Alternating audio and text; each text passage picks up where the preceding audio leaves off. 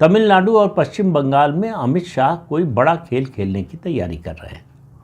और ये मैं उनकी जो बॉडी लैंग्वेज है, उनका जो कॉन्फिडेंस है इन दोनों राज्यों के बारे में, चुनाव के और चुनाव के नतीजों के बारे में, उससे लगता है कि कुछ तो उनके मन में उन्होंने ठान लिया है, कोई रणनीति बना रखी है जिसको धीरे धीरे अनरेवल कर रहे हैं, जिसका धीरे धीरे जिससे पर्दा हटा रहे हैं।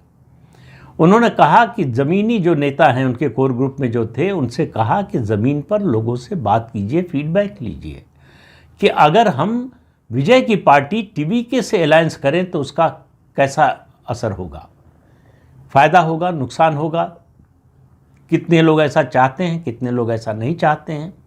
उसकी वजह है, देखिए विजय की पार्टी जो नई पार्टी बनी है, अभी ये बंद मुट्ठी है, किसी को मालूम नहीं है कि उनका वोट कितना है। जब चुनाव में वो उतरेंगे तो कितना वोट ले पाएंगे ये कोई नहीं जानता, खुद विजय भी नहीं जानते। वो अपनी जो फिल्म की फॉलोइंग है उसको अपना मतदाता मानकर चल रहे हैं, एक बात।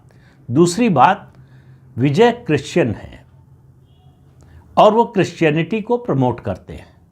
ये तमिलनाडु में सबको मालूम है, भारतीय जनता पार्टी को भी मालूम है स्वाभाविक रूप से।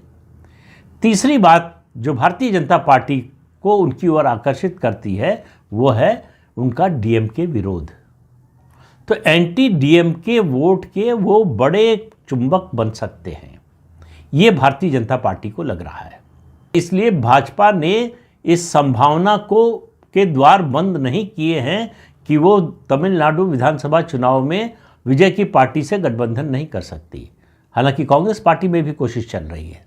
कांग्रेस पार्टी में इस मामले पर दो फाड़ हो गया है। एक धड़ा है जो चाहता है नहीं डीएमके के साथ रहना चाहिए, क्योंकि उसमें बहुत से ऐसे नेता हैं जो डीएमके के समर्थन के बिना अपनी सीट जीत नहीं सकते, चाहे विधानसभा की हो चाहे लोकसभा की हो। वो ऐसे नेता सब चाहते हैं कि डीएमके से अलायंस बना रहे।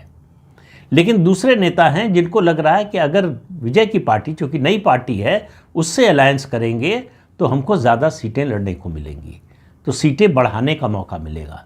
डीएमके सीटें नहीं बढ़ाने वाली, एक बात। दूसरी समस्या जो डीएमके के साथ है कि वो पावर शेयर नहीं करती है।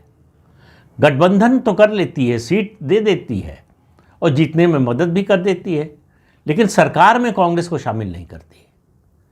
अब बेचैनी कांग्रेस के तमिलनाडु के नेताओं में बढ़ रही है कि भाई हम जिस गठबंधन में हैं उसकी सरकार है, लेकिन हम सरकार के बाहर हैं। तो ये कैसा गठबंधन है?